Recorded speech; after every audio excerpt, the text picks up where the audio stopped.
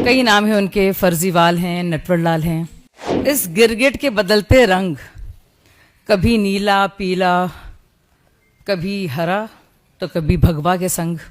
तो अरविंद केजरीवाल कहते थे बस रायता फैलाओ।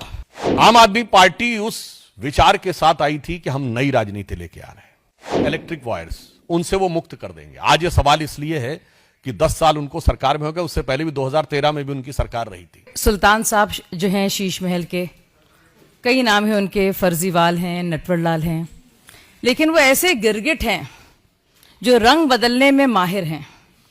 और इस गिरगिट के बदलते रंग, कभी नीला पीला, कभी हरा तो कभी भगवा के संग।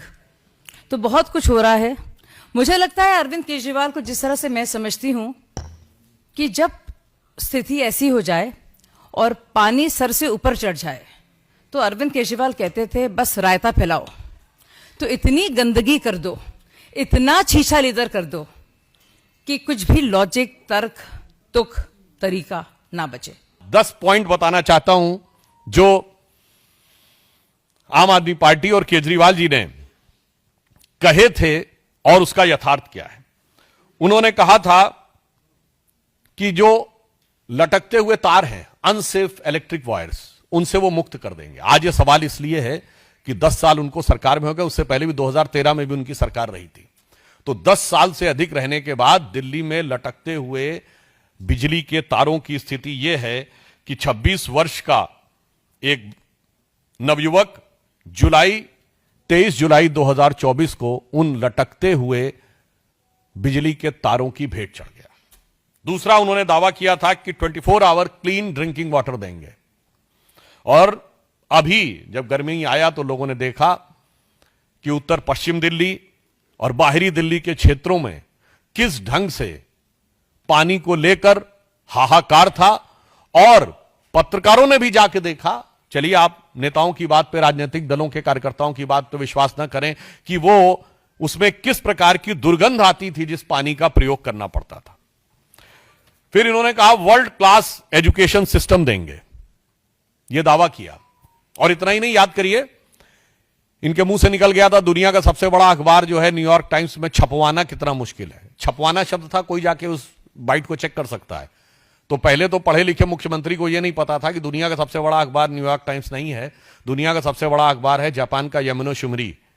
और अमेरिका का भी सबसे बड़ा न्यूयॉर्क टाइम्स नहीं है, अमेरिका का सबसे बड़ा है यूएसए टुडे। खैर, इस अत्यधिक पढ़े लिखे मुख्यमंत्री को ने कहा छपवाना कितना मुश्किल है। और हकीकत क्या थी कि high court has reprimanded that the flawed education system, और इसमें कई चीजों को लेकर कोर्ट ने अप्रसन्नता जाहिर की।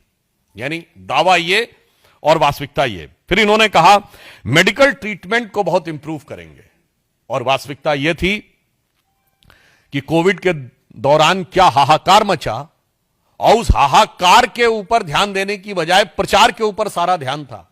आप सबको याद हो कि मोहल्ला क्लिनिकों में जो भ्रष्टाचार की चीजें प्रकाश में आई, जिसमें एक प्रकरण ऐसा था कि एक दिन में 539 लोगों का निस्तारण हुआ, जबकि मोहल्ला क्लिनिक 9 बजे से लेकर 1 बजे तक 4 घंटे में चलती है। 240 मिनट में 539 लोगों का निस्तारण, मतलब 20 सेकंड के अंदर डॉक्टर ने मरीज को देख भी लिया, असेसमेंट कर भी दिया, पर्चा लिख भी दिया और दवा मिल भी गई। और कौन सी ऐसी मोहल्ला क्लिनिक थी जिसकी इतनी कैपेसिटी थी कि सीसीटीवी फुटेज दिखा जाए कि 539 लोग आके कहां खड़े हो गए थे। यह यथार्थ था।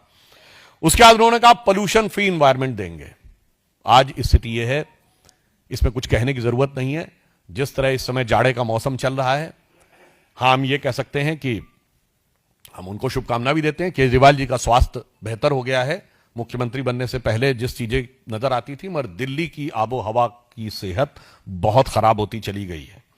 इसके बाद इन्होंने कहा कि जो कूड़े के ढेर, यानी ये छठा पॉइंट है, कूड़े के ढेर, इनको समाप्त करेंगे। और आज स्थिति यह है कि कूड़े के ढेरों की हाइट बढ़ रही थी।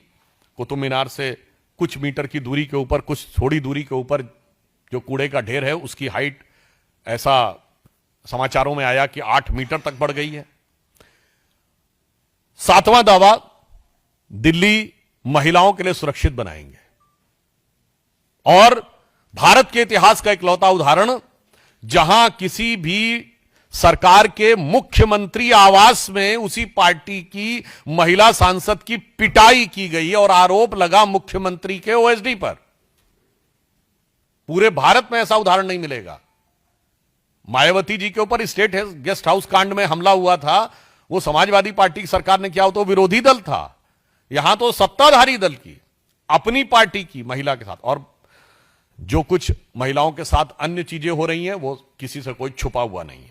जो चीज इनके अधिकार में, ये कहते हैं ना कानून व्यवस्था अधिकार में नहीं, अरे भाई मुख्यमंत्री आवास के अंदर की सारी व्यवस्था तो आपके अधिकार में थी और मांगने पर सीसीटीवी भी नहीं थे। अब आप देखिए, अगला इनका था कि कच्ची कॉलोनीज जो हैं उनको बेसिक इम्यूनिटी, जो मूलभूत सुविधाएं हैं, उनसे युक्त कर देंगे। संगम विहार में जिस प्रकार की चीजें देखने को मिली उससे बहुत साफ है कि यह दावा बिल्कुल यथार्थ के धरातल पर चूर चूर होता नजर आ रहा है। फिर इन्होंने यह कहा था कि जो झुग्गी झोपड़ी के में रहने वाले लोग हैं उनको स्थायी आवास देंगे। आज 1 दशक पूरा होने के बाद भी यह दावा सिर्फ हवाई दावा है, जबकि प्रधानमंत्री जी के प्रेरणा से चलने वाली योजना में 3024 फ्लैट्स अब तक कालकाजी एरिया में झुग्गी झोपड़ी के लोगों को दिए जा चुके हैं। हम जो कहते हैं वो करते हैं, और जो वो कहते हैं वो कभी नहीं करते। अब यमुना की सफाई, आप सभी को पता है, उनका वीडियो भी अवेलेबल है कि यमुना की सफाई कैसी करेंगे, कि वो नहा के दिखा देंगे, और आज स्थिति है कि वो पास जाने में भी हिचकते हैं। यमुना की झाग वाली फोटोएं आप सब ने देखी। अतः ये 10 पॉइंट हैं जो हम लोगों ने कहे कि केजरीवाल जी के दावे, 1 बिजली के तार, दूसरा क्लीन ड्रिंकिंग वाटर, तीसरा वर्ल्ड क्लास एजुकेशन सिस्टम, चौथा स्वास्थ्य की बेहतर सुविधाएं, 5वां पर्यावरण प्रदूषण, 6ठा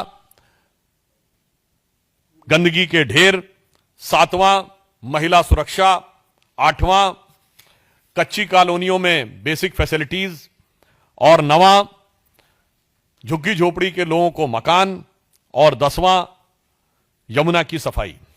यह तो नहीं किया।